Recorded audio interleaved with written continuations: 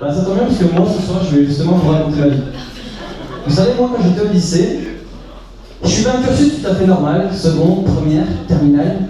Et à côté de ça, j'avais la chance de faire de la course d'orientation, de la spéléo, du kayak, et des stages en tout genre. Alors vous me direz, mais Anthony, mais c'est génial! Bah en fait, pas tant que ça. Vous savez, moi à l'époque, j'étais quelqu'un de timide, de réservé. Et juste à l'idée d'aller faire toutes ces activités, moi ça me faisait flipper, j'imaginais plein de choses. Je me disais, s'il se passe ci, s'il se passe ça, je fais comment? Alors je me rappelle le jour où on a fait la première séance d'escalade. C'était un lundi après-midi. Et moi, tout le week-end, tout le lundi matin, je stressais, j'avais une boule au ventre. Je me disais, mais et si la corde est lâche? Et si j'ai le vertige? Et s'il pleut? Alors du coup, je stressais, j'avais une boule au ventre. Et pendant qu'on préparait tout le matériel, moi je parlais pas beaucoup, j'étais dans mon coin, mais je parlais pas. Et là, il y a le moniteur qui rentre dans le camion. Et là, je le regarde et il fait... Oui, ça c'est quand on démarre un camion. Ah, je suis désolé.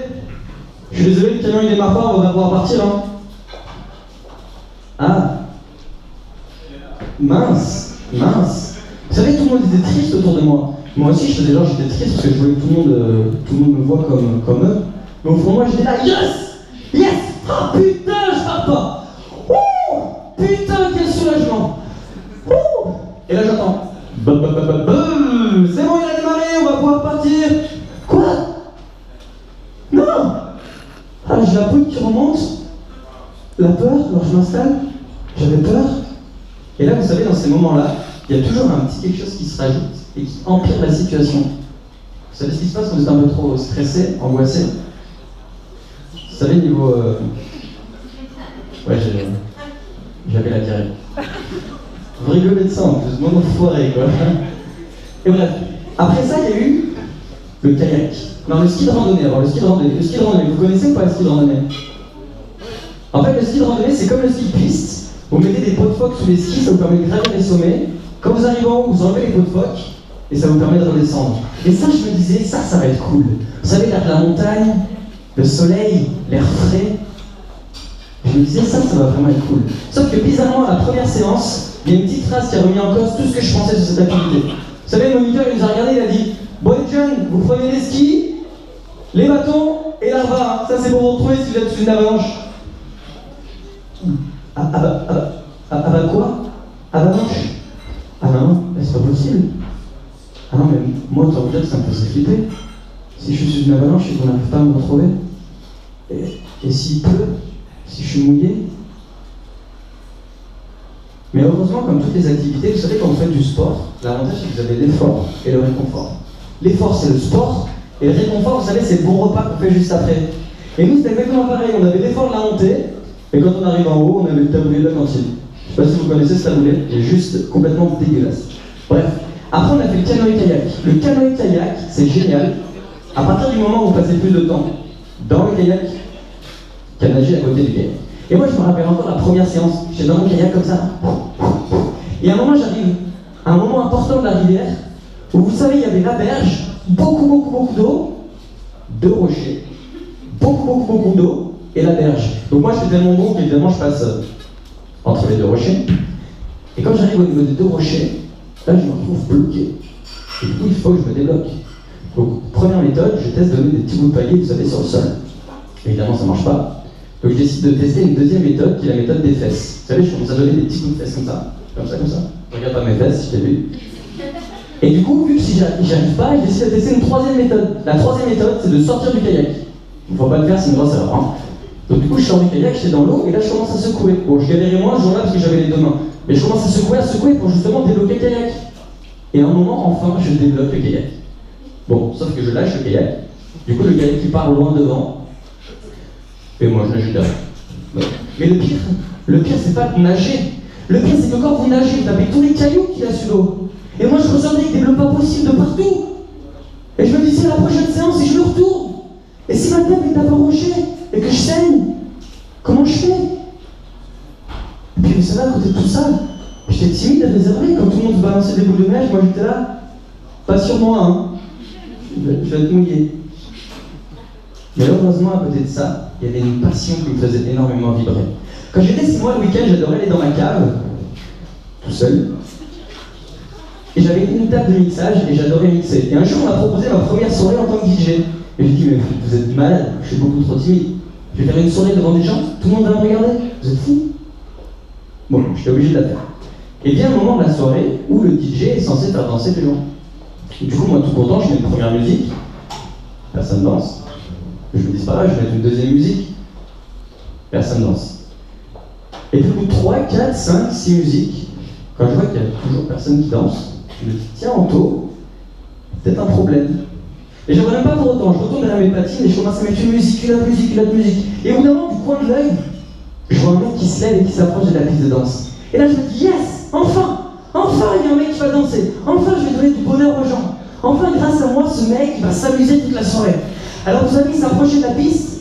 Et au fur et à mesure qu'il s'approchait, moi, j'étais de plus en plus content, j'étais fier. Alors, il s'approche de la piste. Là, il traverse la piste.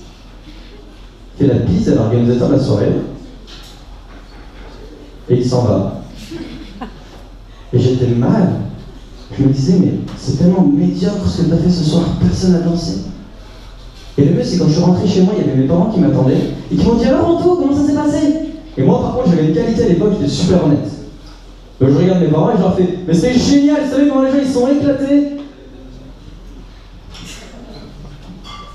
Et après, on a attaqué la spéléo. Vous connaissez la spéléo?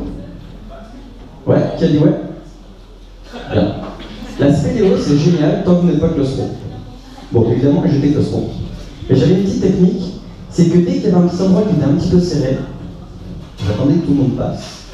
Et une fois que tout le monde passe, là, je passais de la manière la plus rapide possible. Vous savez, genre.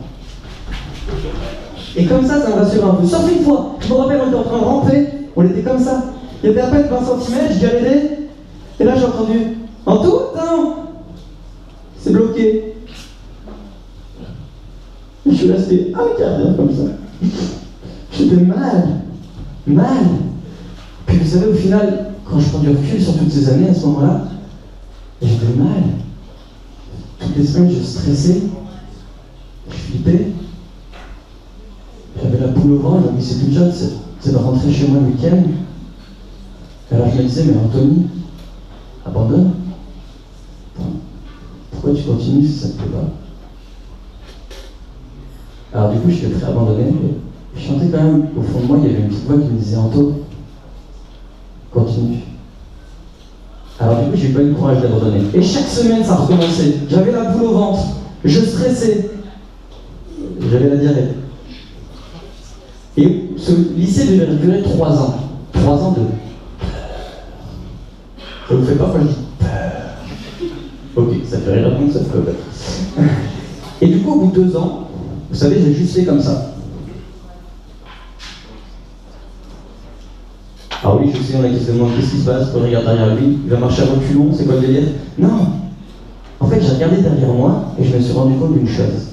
En fait, certes, ça faisait 2 ans que je flippais, que je stressais, mais ça faisait 2 ans que je me dépassais, que je repoussais mes limites. En fait, en 2 ans, j'avais fait face à une avalanche. J'avais dormi dans des auberges à plus de 3000 mètres, j'avais fait des voies d'escalade de 300 mètres, des explorations souterraines de plus de 8 heures. J'avais fait des stages vraiment exceptionnels. J'avais appris l'esprit d'initiative, le sens des responsabilités, la cohésion de groupe. Alors oui, chaque semaine c'était dur, mais chaque semaine, dès qu'il y avait une peur, je l'affrontais. Alors il restait 1 année dans ce lycée, et j'ai décidé de partir avec un tout nouvel état d'esprit. Je me disais que finalement, si mes peurs elles existaient, c'était pas pour me gâcher la vie.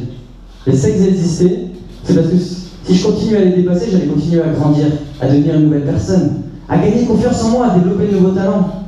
Alors j'ai appliqué cet état d'esprit pour la dernière année, j'ai commencé à me sociabiliser, et j'ai passé l'une des plus belles années de toute ma vie.